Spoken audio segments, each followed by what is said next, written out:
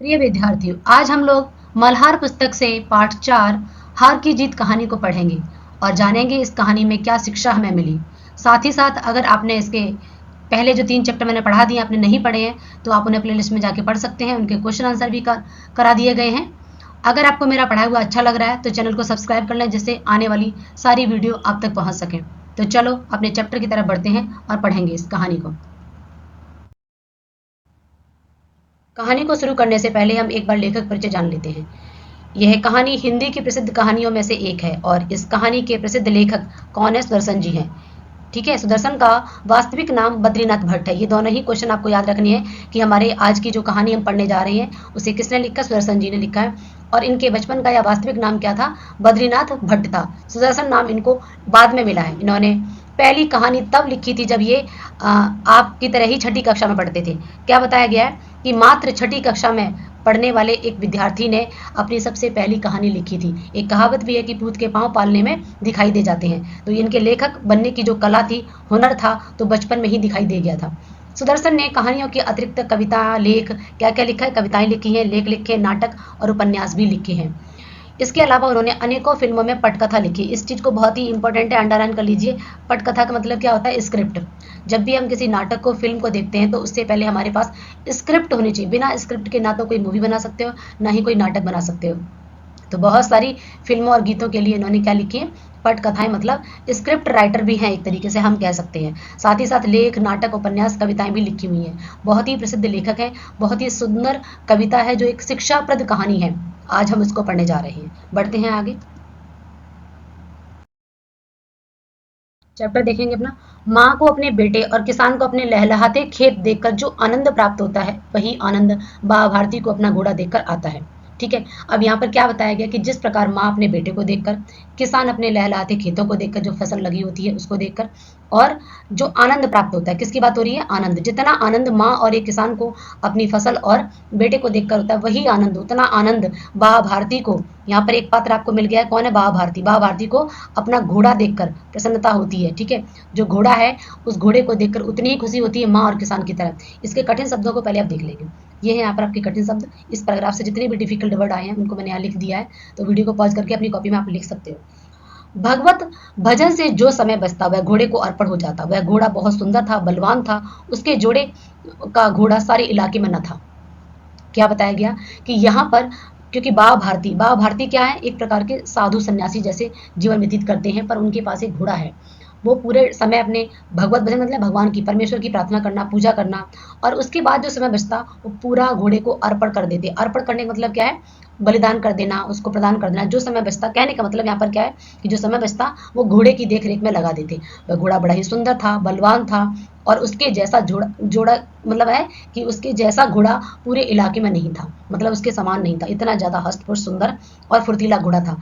बाबा भारती उसे सुल्तान कहकर पुकारते थे। तो आपको ध्यान रखना है कि ये सुल्तान जो नाम किसका दिया है? बाबा भारती के घोड़े का नाम है। तो आपको पात्र याद रखने हैं। पात्रों में जैसे मान लीजिए घोड़ा है तो घोड़े का नाम यहाँ पर क्या है? सुल्तान। ठीक है, तो उसे सुल्तान कहकर पुकारते थे। मोस्टली जितने भी पेट होते हैं ना, चाहे वो डॉग हो, कोई भी एनिमल होता है, तो उसका हम नाम रख लेते हैं। तो बाबा भारती ने भी अपने घोड़े का नाम रख लिया था सुल्तान। वह अपने हाथ से खरहरा करते, खुद दाना खिलाते और देख रेख करके प्रसन्न होते रहते। मतलब क्या बताया गया कि उसकी देख रेख करना, जिस प्रकार से माँ एक अपने बच्चे की परवरिश करती है, किसान अपने खेत की देख रेख करता है, उसी प्रकार से बाबा भारती भी अपने जो घोड़ा था उसकी देख रेख करते। खरहरा मतलब एक तरीके से कंगा कह सकते हो। जैसे उसकी पीठ पर, जैसे हम अपने बालों में कंगा करते हैं, वो उसके शरीर पर लोहे का बना है। यहाँ पर लिखा हुआ है, ये देखिए। ठीक है, ये क्या है? एक लोहे से बनाई जाने वाली चौकोर आकार की कंगी जैसी होती है। ठीक है, जिससे उसके शरीर पर धूल साफ करने के लिए मतलब फिराया जाता है, घुमाया जाता है। उसको दाना खिलाना और उसको देख रेख करना, उसको पानी पिलाना, नहलाना, दाना खिलाना, और उसको ये सब करते हुए बाबा भारती को बहुत ज़्यादा प्रसन्नता होती थी। उन्होंने रुपया, माल, असबाब, जमीन आदि सब कुछ छोड़ दिया था। यहाँ तक कि उन्हें नगर के जीवन से भी घृणा थी। क्या बताया गया है कि वो साधु सन्यासी का जीवन व्यतीत कर रहे थे। उन्हें किसी मतलब रुपया, माल, ठीक है, जिस प्रकार असबाब मतलब जो भी संपत्ति होती है, जो सामान होता है, यहाँ पे लिखा हुआ है सामान, सामग्री, गृहस्थी में बहुत सारी सामग्री होती है, जमीन आदि सब कुछ छोड़ दिया था। यहाँ तक कि नगर का जीवन, एक नगर से बाहर रहते थे। जब हम किसी समाज में रहते हैं तो बहुत सारे समाज के रीति रिवाज होते हैं, जैसे त्यौहार होते हैं, कुछ भी होते हैं, मिलकर मनाते हैं। उन सब से उनका कोई सरोकार नहीं था, उसमें वो नहीं रहते थे, वो नगर से बाहर रहते थे। अब गाँव से बाहर आकर एक छोटे से मंदिर में रहते, भगवान का भजन करते। मतलब उन्होंने अपना जो एक तरीके से भौतिक जीवन होता है उसको छोड़कर एक सन्यासी का जीवन, एक भक्त का जीवन, गाँव के बाहर एक छोटा-सा मंदिर था, मंदिर के पास रहते थे। भगवान की पूजा पाठ करते और जो समय बचता तो अपने जो घोड़ा उनका था सुल्तान, उसी में व्यस्त रहते और खुश रहते। मैं सुल्तान के बिना न रह सकूंगा, ये स्टेटमेंट आप देखेंगे। ऐसे प्रश्न भी आ सकते हैं वहां पे। डाकू खड़क सिंह जैसे इसमें आएगा अगला पात्र, या और कोई है, बा भारती, चार ऑप्शन में से आपको दे सकते हैं कि मैं सुल्तान के बिना न रह सकूंगा। यह है बात किसने कही है, तो किसने कही है, ये कही है बाबा भारती ने। उन्हें ऐसी भ्रांति सी हो गई थी। भ्रांति मतलब क्या होता है, भ्रम, यहाँ पर लिखा हुआ भ्रांति मतलब संदेह, भ्रम, शक।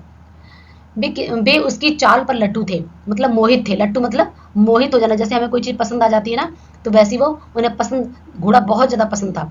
कहते थे कि ऐसा चलता है जैसे मोर घटा को देखकर नाचता है। जिस प्रकार से बादल आने पर, काली काली जब बादल घटा छा जाती है तो मोर नाचने लगता है, क्योंकि मोर को बारिश वाला जो काले काले बादल हो जाते हैं वो बहुत प्रिय होता है, पसंद होता है। उसी प्रकार से वह भी ऐसे चलता है। वह भारती को मतलब तुलना कर रहे हैं मोर से कि वो इतना सुंदर तरीके से चलता है, उसकी चाल, उसका शरीर, वो सब कुछ उन्हें बहुत ज़्यादा मोहित करता था।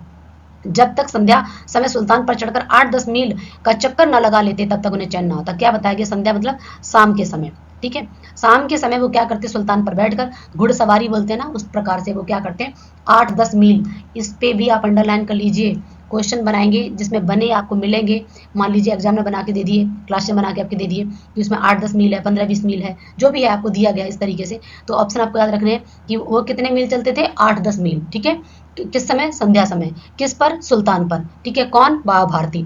जब इस तरीके से आप प्रश्न बनाना सीख जाएंगे तो आप अभ्यास प्रश्नों को चुटकी में कर लेंगे और आपके लिए बहुत आसान हो जाएंगे। कहानी भी आपको याद हो जाएगी, क्वेश्चन आंसर भी आप इजीली बना लेंगे। बढ़ते हैं अगले।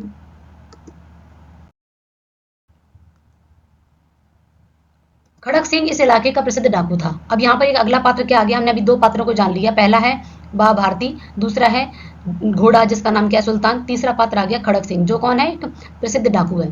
उसका नाम सुनकर लोग कांपते थे। होते होते सुल्तान की कीर्ति उसके कानों तक पहुंच गई। होते होते का मतलब क्या है, फैलते फैलते या उड़ते उड़ते, या इतनी ज्यादा उसकी ख्याति हो गई थी सुल्तान की, मतलब घोड़े की, यह बात उसके कानों तक पहुंच गई। उसका हृदय उसे देखने के लिए अधीर हो उठा। अधीर का मतलब क्या, बेचैन, व्याकुल हो उठा। जब उसके कानों में ये बात पड़ी, चूंकि डाकू था वो, तो उसे भी जानने की इच्छा हुई, देखने की इच्छा हुई कि वह घोड़ा कैसा दिखता होगा, कैसा है, और वह आ गया।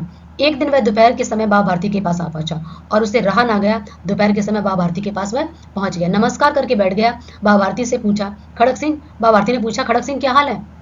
जब वो आ गया तो बाबा भारती ने पूछा, खड़क सिंह क्या हाल है। खड़क सिंह ने सिर झुकाकर उत्तर दिया, आपकी दया है। बाबा भारती ने पूछा, कहो इधर कैसे आना हुआ। तो डाकू ने बोला, सुल्तान की चाह खींच लाई। अर्थात खड़क सिंह ने बोला कि मुझे सुल्तान की चाह खींच लाई। बाबा जी ने कहा, विचित्र जानवर है, देखोगे तो प्रसन्न हो जाओगे। इस प्रकार से मैंने भी बड़ी उसकी प्रशंसा सुनी। अब खड़क सिंह ने क्या बोला, हाँ मैंने भी उसकी बहुत ज़्यादा प्रशंसा सुनी है, उसकी चाल तुम्हारा मन मोह लेगी।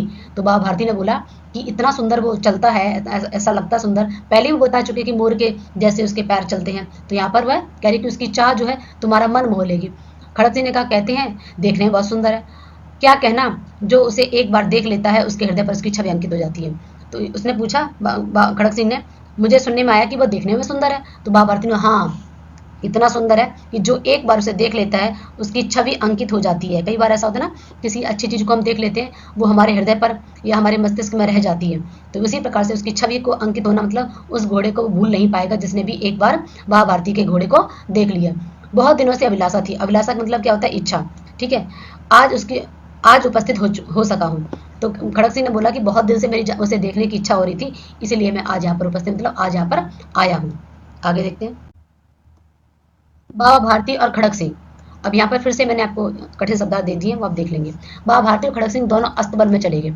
अस्तबल का मतलब क्या होता है, घोड़े के रहने का स्थान। बाबा ने घोड़ा दिखाया घमंड से, मतलब जब किसी के पास कोई बहुत अच्छी चीज होती है तो जाहिर सी बात है उसकी वजह से उस व्यक्ति के मन में कई बार उसके प्राउड आ जाता है, घमंड आ जाता है। ऐसा जरूरी नहीं कि हर समय हो, पर बहुत सारे लोगों की वजह से हो जाता है कि मेरे पास ये है, मेरे पास ये है। तो बाबा भारती अपने घोड़े को लेकर बहुत ज्यादा प्राउड फील करते थे, घमंड से उन्होंने दिखाया। खड़क सिंह ने घोड़ा देखा तो आश्चर्य से, मतलब उसने बहुत ही आश्चर्य से उस घोड़े को देखा। उसने सैकड़ों घोड़े देखे थे परंतु ऐसा बाघ का घोड़ा ना देखा था।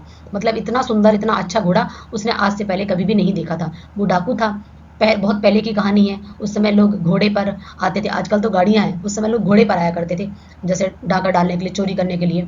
तो कह रहा है मैंने बहुत सैकड़ों मतलब बहुत सारे घोड़े देखे, पर इतना सुंदर घोड़ा मैंने पहले कभी नहीं देखा था। घोड़ा उसकी आंखों से कभी ना गुजरा था, मतलब ऐसा उसने कभी ना तो उसके पास था, ना ही उसने कभी ऐसा घोड़ा देखा। सोचने लगा भाग्य की बात है, ऐसा घोड़ा खड़क सिंह के पास होना चाहिए। क्योंकि देखो, जो व्यक्ति डाकू चोर बनते हैं वो कैसे बनते हैं, लालची होते हैं, ठीक है। तो यहाँ पर क्या है, उसने क्या बोला कि भाग्य की बात है ऐसा घोड़ा खड़क सिंह के पास, क्योंकि वो डाकू था, उसे जो अच्छा लगता उसको वो अपना अधिकार बना लेता, उसी चीज को छीन लेता, चुरा लेता। तो कह रहा है कि ये घोड़ा मेरे पास, उसके मन में लालच आ गया, इस साधु को ऐसी चीज की क्या आवश्यकता, वो तो साधु है, उसको क्या मतलब ऐसे घोड़े से, ये तो हमारे पास होना चाहिए था। कुछ देर तक आश्चर्य से चुपचाप खड़ा रहा, मतलब यही आश्चर्यचकित होकर उसको देखता रहा और चुपचाप खड़ा रहा, सोचता रहा। इसके पश्चात उसके हृदय में हलचल होने लगी, बालकों की सी अधीरता होने लगी, जैसे कोई छोटा बच्चा किसी खिलौने को देख लेता है और फिर रोने लगता है, पैर पटकने लगता है कि नहीं मुझे तो चाहिए चाहिए, व्याकुल हो जाता है। उसी प्रकार से पहले तो उसे देखकर बहुत ज्यादा आश्चर्यचकित हुआ, फिर चुपचाप रहा, उसके बाद उसके अंदर एकदम से हलचल बेचैनी पैदा हो गई, अधीरता व्याकुलता हो गई कि इतना सुंदर घोड़ा मेरे पास होना चाहिए था। परंतु बाबा जी इसकी चाल न देखी तो क्या, अंदर से उसके मन में क्या हुआ कि ये देखने में तो बहुत सुंदर लगता है, जिस प्रकार इसकी चाल, ठीक है, चाल की प्रशंसा सुनी थी, एक बार चाल और देखने को मिल जाए तो फिर क्या बात है। इस तरीके से उसने बाबा जी से बोला। बाबा भारतीय मनुष्य थे, अपनी किसी चीज की प्रशंसा सुनकर उनके मुख से सुनने के लिए उनका हृदय भी अधीर उठा। अब जैसे उनके पास जो वस्तु थी, वस्तु क्या थी, उनका प्रिय घोड़ा सुल्तान, अब दूसरे लोग उसकी तारीफ कर रहे हैं तो उनके मन में भी थोड़ा सा और ज्यादा घमंड सा हो गया, ठीक है, हृदय गदगद हो गया कि अरे मेरे पास इतना अच्छा घोड़ा है कि डाकू भी आके उसकी प्रशंसा कर रहा है। घोड़े को खोलकर बाहर लाए और उसकी पीठ पर हाथ फेरने लगे। एकाएक उचक कर सवार हो गए, सवार होना मतलब घोड़े पर बैठ जाना। तो यहाँ पर क्या किया उन्होंने कि पहले तो मतलब उसको घमंड से उनके चेहरे पर वो आ गया कि हाँ मेरे पास इतना सुंदर घोड़ा है, फिर उसको खोल के बाहर ले आया अस्तबल से, और उसके उचक कर मतलब उस जैसे घोड़े पर बैठते हैं, घोड़े पर वो बैठकर घोड़ा हवा से बातें करने लगा, मतलब उसकी चाल इतनी तेज थी, हवा से बातें करना बहुत तेज दौड़ना, ये मुहावरा है, ठीक है, इसे आप नोट कर लो। हवा से बातें करने मतलब क्या हो जाता है कि बहुत तेज दौड़ना। उसकी आंख को, उसकी चाल को देखकर खड़क सिंह के हृदय पर सांप लूट गया। फिर से दूसरा मुहावरा आ गया कि हृदय पर सांप लूटना, ये भी एक दूसरा मुहावरा है। ईर्षा होती है, जलन होती है, जब किसी के पास कोई अच्छी चीज देखकर जो व्यक्ति ईर्षालु होता है तो उसके अंदर, उसके मन में क्या हो जाएगी, जलन हो जाएगी। ऐसे ही यहाँ पर दो आपके पास हवा से बातें करना, बहुत तेज दौड़ना, और दूसरा क्या है कि हृदय पर सांप लूटना, मतलब ईर्षा जलन। तो यहाँ पर जैसे ही देखा उसने खड़क सिंह ने कि अरे ये तो बहुत अच्छा घोड़ा है और ये तो बहुत तेज दौड़ता है, तो उसके मन में और ज्यादा ईर्षा आ गई, पहले घोड़े को देखकर, फिर उसकी चाल को देखकर, तो उसके मन में मतलब हृदय पर सांप ही लौट गए। वह डाकू था और जो वस्तु उसे पसंद आ जाती उस पर वह अपना अधिकार समझता। उसके पास बाहुबल था, ताकत थी, ठीक है, वो सन्यासी थे और ये एक डाकू था। तो वो जो अपना अधिकार समझ लेता था, किसी न किसी बहाने से चोरी करके, डाका डाल के वो उस वस्तु को ले लेता था। आगे देखें, आदमी थे और बेरहमी थे, ठीक है। वो एक डाकू लोगों के पास थोड़ा ना दया होती है, तो कैसा था, बेरहम था वो।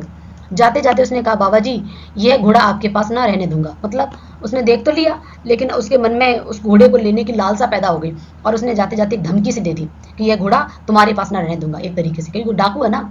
बाबा भारती डर गए, तब उन्हें रात को नींद ना आई, सारी रात अस्तबल की रखवाली करने में कटने लगी। अब उन्हें डर लगने लगा कि तो डाकू है, किसी भी टाइम, क्योंकि उनका सबसे प्रिय घोड़ा, उनका सारा समय घोड़े को देख देख कर बीतता, उसको देख के प्रसन्न रहते। उनको बहुत चिंता सताने लगी कि ये घोड़ा कहीं चुरा ना ले जाए। प्रति क्षण खड़क सिंह का भय उन्हें सताने लगा, डरने लगे। प्रति क्षण मतलब हर पल उन्हें रहता कि कहीं खड़क सिंह आ ना जाए, मेरे घोड़े को ले ना जाए।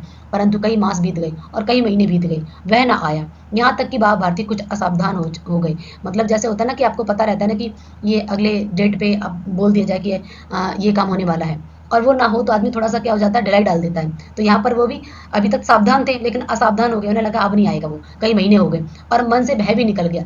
मन से भय निकल गया तो क्या हो गया, निश्चिंत हो गए, और जो रखवाली कर रहे थे वो रखवाली भी थोड़ी उन्होंने निश्चिंत होकर ढील डाल दी। स्वप्न के भय के नायक थे कि जैसे स्वप्न में कोई घटना होती है उससे हमें डर लगने लगता है, ऐसा उन्हें लगा कि ये स्वप्न जैसे कोई मिथ्या झूठा, मिथ्या मतलब होता है झूठा, कि जैसे स्वप्न की बात झूठी होती है, हमने रात में कोई सपना देखा सुबह वो असलियत में नहीं होता।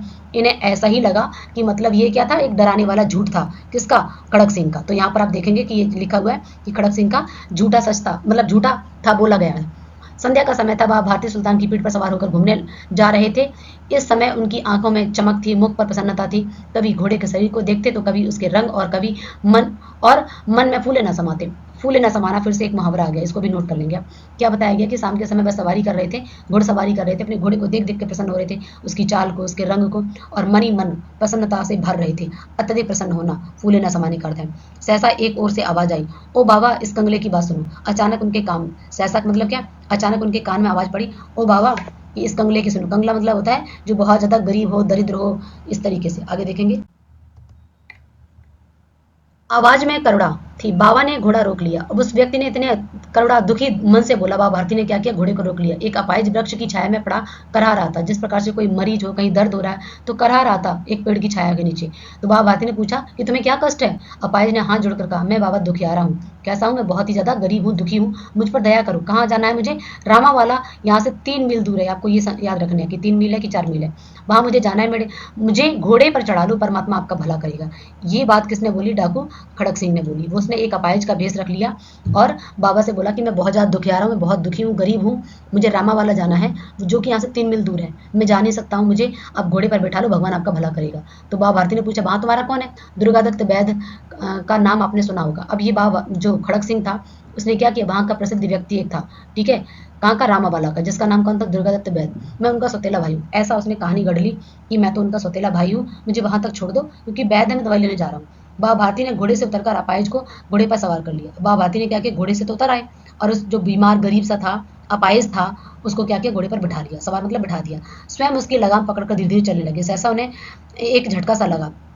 अचानक उन्हें महसूस हुआ कि जैसे किसी ने लगाम उनके हाथ से छीन खींच लियो, छीन लियो, लगाम हाथ से छूट गई। उनके आश्चर्य का ठिकाना ना जब उन्होंने देखा कि अपाहिज घोड़े की पीठ पर तनकर बैठा है। क्या बताया गया कि जो व्यक्ति अभी एकदम से अपाहिज बना हुआ था, दुखी था, गरीब था, दरिद्र था, अचानक से तनकर बैठ गया, लगाम भी उसने खींच ली है। बाबा भारती एकदम आश्चर्यचकित रह गए और घोड़े को दौड़ाई लिए जा रहा है। अचानक से उसने लगाम खींचकर खुद घोड़े को दौड़ाने लगा। उनके मुख से भय, विस्मय, ठीक है, और निराशा से मिली हुई चीख निकल गई। जैसे अचानक से होता है ना कि किसी का साथ कुछ घटना हो जाए, तो भय था, विस्मय था, निराशा थी, डर थी, और ऐसे वो चीख पड़े। वह अपाहिज डाकू खड़क सिंह था। उसने अपाहिज डाकू कौन था, खड़क सिंह था, ठीक है। उसने भेष बना लिया था अपाहिज का, लेकिन वह डाकू खड़क सिंह था। बाबा भारती कुछ देर तक चुप रही और कुछ समय पश्चात कुछ निश्चय करके बोले, बल से, निश्चय पूर्वक बल से बोले कि जरा ठहर जाओ। उन्होंने क्या बोला कि पहले तो वो शांत रहे, उसके बाद उन्होंने निश्चय करके पूरे ताकत से चिल्लाकर बोला, जरा ठहर जाओ। यानी पूरे बल मतलब पूरी दृढ़ता, मजबूती से चिल्लाकर बोले, जरा ठहर जाओ। किससे कहा उन्होंने, खड़क सिंह से। ये इसके कठिन शब्दार्थ हैं, आप इन्हें भी नोट कर सकते हैं। आगे बढ़ेंगे। खड़क सिंह ने यह आवाज सुनकर घोड़े को रोक लिया और उसकी गर्दन पर प्यार से हाथ फेरते हुए कहा, बाबा जी यह घोड़ा अब न दूंगा। खड़क सिंह ने आवाज सुनकर रुक गया वो, और उसने घोड़े पर हाथ फेरते हुए कहा कि बाबा जी ये घोड़ा न दूंगा, परंतु एक बात सुनते जाओ। बाबा भारती ने बोला कि ठीक है, एक बात सुनते जाओ। खड़क सिंह ठहर गया, मतलब रुक गया। बाबा भारती ने निकट जाकर उसकी ओर ऐसी आंखों से देखा जैसे बकरा कसाई को देखता है, और कहा, यह घोड़ा तुम्हारा हो चुका है, मैं तुमसे इसे वापस करने को के लिए नहीं कहूंगा, परंतु खड़क सिंह केवल एक प्रार्थना करता हूँ, इसे अस्वीकार न करना, नहीं तो मेरा दिल टूट जाएगा। बाबा भारती ने खड़क सिंह को ऐसे देखा, दया की भाव से देखा, रिक्वेस्ट के भाव से देखा, और ये कहा कि मुझे घोड़ा तुमसे नहीं चाहिए, केवल मैं तुमसे एक रिक्वेस्ट करता हूँ, प्रार्थना करता हूँ कि इसे मना मत करना, जो मैं तुमसे मांगने जा रहा हूँ, नहीं तो मेरा दिल टूट जाएगा। बाबा जी आज्ञा दीजिए, मैं तुम्हारा दास हूँ, मैं आपका दास हूँ, केवल यह घोड़ा न दूंगा। बाबा भारती से खड़क सिंह ने कहा, मैं तो आपका दास हूँ, मुझे आज्ञा दीजिए, लेकिन मैं ये घोड़ा नहीं दूंगा। अब घोड़े का नाम ना लो, मैं इसके विषय में कुछ और नहीं कहूंगा। बाबा भारती ने कहा, ठीक है, घोड़े का नाम मत लो, मैं घोड़े के विषय में कोई बात भी करना नहीं चाहता हूँ। मेरी प्रार्थना केवल यही है कि इस घटना को किसी के सामने प्रकट ना करना। मेरी केवल इतनी प्रार्थना है, इतनी मतलब तुमसे रिक्वेस्ट है कि तुम ये जो घटना घटी है अभी, ठीक है, इस पूरी घटना को तुम किसी के सामने मत कहना, ठीक है। कौन सी घटना, कि वह एक अपाहिज बनकर आया था और उसने इस तरीके से घोड़े को लूट लिया। खड़क सिंह का मुंह आश्चर्य से खुला का खुला रह गया। उसे लगा कि उसे घोड़े को लेकर यहाँ से भागना पड़ेगा, परंतु बाबा भारती ने स्वयं उसे ये कहा कि इस घटना को किसी के सामने ना कहना। पहले तो उसे आश्चर्य हुआ कि बाबा भारती अपना घोड़ा मांगेंगे या कुछ भी इस तरीके से, लेकिन वो सोच रहा है कि जिस घोड़े को इतना प्रेम करते थे, इतना लगाव था, आज उस घोड़े को स्वयं मुझे दे रहे हैं और कह रहे कि इस घटना के बारे में नहीं कहना। आगे देखेंगे। सामने प्रकट न करना, इससे क्या उद्देश्य सिद्ध हो सकता है। खड़क सिंह ने बहुत सोचा, बहुत सिर मारा, परंतु कुछ न कह सका। हार कर उसने अपनी आंखें बाबा भारती के मुख पर गड़ा दी और पूछा, बाबा जी इसमें आपको क्या डर है। उसने बहुत देर तक सोचता रहा कि इसमें क्या प्रयोजन हो सकता है। ये डिफिकल्ट वर्ड इसके देख लेंगे आप। प्रयोजन मतलब होता है उद्देश्य, अभिप्राय। कि खड़क सिंह बहुत सोचता रहा, बहुत सिर मारा, उसने बहुत परेशान रहा कि समझ नहीं पाया मतलब कि बाबा जी ने ऐसा क्यों कहा। फिर उसने थक हार कर बाबा जी से पूछ लिया कि आपको इसमें क्या डर है, मैं तो डाकू हूं ना। सुनकर बाबा भारती ने उत्तर दिया, लोगों को यदि इस घटना का पता चलेगा वे किसी गरीब पर विश्वास न करेंगे, दुनिया से विश्वास उठ जाएगा। यह कहते कहते उन्होंने सुल्तान की ओर से इस तरह मुंह मोड़ लिया जैसे उनके सामने किसी कभी कोई संबंध ही ना रहा हो। मतलब उनके विचार कि लोग गरीबों की मदद करना ना छोड़ दें, विश्वास ना उठ जाए कहीं, इसलिए घटना नहीं कहना, और ऐसे लगता कि जैसे मानो सुल्तान उनका कभी था ही नहीं। इस तरीके से उन्होंने मुंह मोड़ लिया। ये आप देखेंगे आजकल बहुत सारी घटनाएं सुनते हैं, लोग विश्वास कर लेते हैं और बाद में ठग जाते हैं, उनके साथ ठगी हो जाती है। तो वही बताया गया है कि कई बार ऐसी घटना जब ये फैलेंगी समाज में तो लोग फिर किसी की मदद नहीं करेंगे, किसी पर विश्वास नहीं करेंगे। यही बात बाबा भारती को डरा रही थी कि अगर ऐसा हुआ तो लोग गरीबों की कभी मदद नहीं करेंगे। बाबा भारती चले गए, परंतु उनके शब्द खड़क सिंह के कानों में उसी प्रकार से गूंजते रहे। सोचता था कि कैसे ऊंचे विचार हैं, कैसा पवित्र भाव है। मतलब बाबा भारती तो चले गए ये कहकर, लेकिन उसके मस्तिष्क में लगातार ये विचार जो थे गूंजते रहे, प्रभाव छोड़ गए अपने। बाबा भारती के जो शब्द थे उसके ऊपर प्रभाव छोड़ गए, उसके मस्तिष्क में चलने लगे और सोचा कि कितने ऊंचे विचार हैं, उच्च विचार हैं, कैसा पवित्र मन है उनका। इस घोड़े से इतना प्रेम करते थे, इसे देखकर उनका मुख फूल की नाई सा खिल जाता था। मतलब उसको देखते ही उन्हें प्रसन्नता से भर जाते थे वो। इसके बिना मैं रह ना सकूंगा, ऐसा बोलते थे वो कि इसके बिना तो मैं रह ही नहीं पाऊंगा। इसकी रखवाली में वो कई रात सोए नहीं थे। उसे पता था उन दिनों कि जब उसने धमकी दी थी तो बाबा जी कई रातों तक सोए नहीं थे। भजन भक्ति न कर रखवाली करते रहते थे। उन्होंने पूजा पाठ तक करना छोड़ दिया था, इसकी रखवाली करते रहते थे। परंतु आज उनके मुख पर दुख की एक रेखा तक दिखाई नहीं पड़ती है। कि मतलब उनके विचार, उनका जो स्वभाव है लोगों के लिए, समाज के लिए, एक कि किस तरीके से लोग गरीबों की मदद करें, इसके लिए अपनी प्रिय वस्तु के लिए उन्होंने उससे मोह तक मोड़ लिया। बिल्कुल भी उन्हें सिकन नहीं है, बिल्कुल भी दुख नहीं है। ऐसा लगता है कि उनके मोह जो है वो अलग है, लेकिन उनके विचार इस समाज के लिए अलग है। उन्हें केवल यह ख्याल है कि कहीं लोग गरीबों पर विश्वास करना न छोड़ दें। केवल इस बात का उन्हें चिंता है कि समाज का क्या होगा। आगे देखते हैं। रात के अंधेरे में खड़क सिंह बाबा भारती के मंदिर में पहुंचा। चारों ओर सन्नाटा था। आकाश में तारे टिमटिमा रहे थे। थोड़ी दूर पर गांव के कुत्ते भौंक रहे थे। मंदिर के अंदर कोई शब्द सुनाई नहीं दे रहा था। खड़क सिंह सुल्तान की बाग पकड़े, बाग मतलब उसकी रस्सी पकड़े हुए धीरे धीरे अस्तबल के फाटक पर पहुंचा। फाटक खुला पड़ा था। किसी समय बाबा भारती स्वयं लाठी लेकर पहरा देते थे। अब यहाँ पर क्या बताया कि उसके दिमाग में लगातार ये विचार चलते रहे, उसका हृदय परिवर्तन हो गया। डाकू खड़क सिंह बदल गया, ठीक है। और उसने क्या किया कि वह रात के सन्नाटे में चुपचाप आया। अब उसे लगा कि मतलब उसे बहुत ज़्यादा गिल्टी फील हुई, तो वो दिन में नहीं आ सका, रात में आया शर्म की वजह से। और वापस चुपचाप से उसने घोड़े को क्या किया, अस्तबल में अंदर डोरी पकड़ के, उसकी रस्सी पकड़ के आया और घोड़े में वो बांध दिया। और कह रहे कि एक समय बाबा भारती घोड़े की जो रखवाली करते थे, रात रात भर पहरा देते थे, लेकिन घोड़ा ही नहीं तो दरवाजा भी खुला पड़ा। परंतु आज उन्हें किसी चोरी, किसी डाके का भय न था। खड़क सिंह ने आगे बढ़कर सुल्तान को उसके स्थान पर बांध दिया और बाहर निकलकर सावधानी से फाटक बंद कर दिया। इस समय उसकी आंखें पश्चाताप के आंसू गिर रहे थे और उसे बहुत ज़्यादा गिल्टी फील हो रही थी, पश्चाताप हो रहा था, जिसकी वजह से उसकी आंखों में आंसू भी आ रहे थे। रात्रि का तीसरा पहर बीत चुका था। एक दिन में 8 पहर होते हैं, तो रात्रि का 4 पहर दिन में, 4 पहर रात में, तो सुबह होने वाली थी, ठीक है। तो जो तीसरा पहर था वो उस समय की बात कर रहे हैं, चौथा पहर आरंभ होने वाला था। बाबा भारती ने अब अपनी कुटिया के बाहर निकलकर ठंडे जल से स्नान किया। जैसे सुबह सुबह पूजा पाठ के लिए नहाते हैं, वैसे उन्होंने स्नान किया। इसके पश्चात इस प्रकार जैसे कोई स्वप्न में चल रहा हो, उसके पांव अस्तबल की ओर बढ़ रहे, क्योंकि उन्हें आदत पड़ चुकी थी कि सुबह पूजा पाठ करके वह घोड़े की तरफ जाते थे, अस्तबल की तरफ जाते थे। परंतु अचानक ही फाटक पर पहुंचकर उनकी अपनी भूल प्रतीत हुई। उन्हें अचानक से लगा, अरे मैं ये क्या कर रहा, घोड़ा तो है ही नहीं। साथ ही घोर निराशा छा कि हमारे पाँव को मन भर भर दिया। उनकी इतनी ज़्यादा उन्हें अपना दुख भी हुआ, कष्ट हुआ, जिसकी वजह से उनके पाँव एकदम वहीं पर रुक गए। ये इसके कठिन शब्दार्थ आप इन्हें वीडियो पॉज करके लिख सकते हैं। आगे देखेंगे।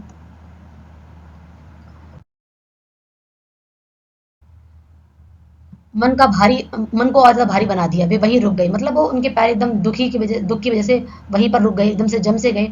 घोड़े ने अपने स्वामी के पाँव की चाप, मतलब आहट, ठीक है, उसे पहचान लिया और क्या किया, एकदम जोर से हिनहाने लगा। जैसे ही देखा वो आ रहे थे तो थोड़े पैरों की जो आहट थी ना, वो समझ गया घोड़ा सुल्तान, और उसने तुरंत वो हिनहाने लगा। अब भारती के आश्चर्य और प्रसन्नता से दौड़ते हुए अंदर घुसे और अपने घोड़े को गले से लिपट कर इस प्रकार रोने लगे मानो कोई पिता बहुत दिनों से अपने बिछड़े पुत्र से मिल रहा हो। इस प्रकार से अपने घोड़े को गले से लगाकर बहुत रोए और प्रसन्नता भी हुई, आश्चर्य भी हुआ, जैसे कोई बिछड़ा अपना मिल जाता है उसी प्रकार से। बार बार उसकी पीठ पर हाथ फेरते, बार बार उसके मुंह पर थपकियां देते और कहते, अब कोई गरीब की सहायता से मुंह न मोड़ेगा। वह भारतीय समझ गए कि खड़क सिंह ने अपनी गलती का उसे पछतावा हो गया, और उन्होंने क्या लाइन बोली कि अब कोई गरीब की सहायता से मुंह न मोड़ेगा। मतलब यही उनका उद्देश्य था, प्रयोजन था। थोड़ी देर के बाद जब वह अस्तबल से बाहर निकल गए तो उनकी आंखों से आंसू बह रहे थे। ये आंसू उसी भूमि पर ठीक उसी जगह गिर रहे थे जहां बाहर निकलने के बाद खड़क सिंह खड़ा होकर रोया था। दोनों के आंसुओं का उस भूमि की मिट्टी पर परस्पर मेल हो गया। कहने का मतलब क्या है कि वह डाकू था, ये बाबा जी थे। तो इनके विचार किस प्रकार से उच्च थे और उसके विचार किस प्रकार से निर्दयी थे।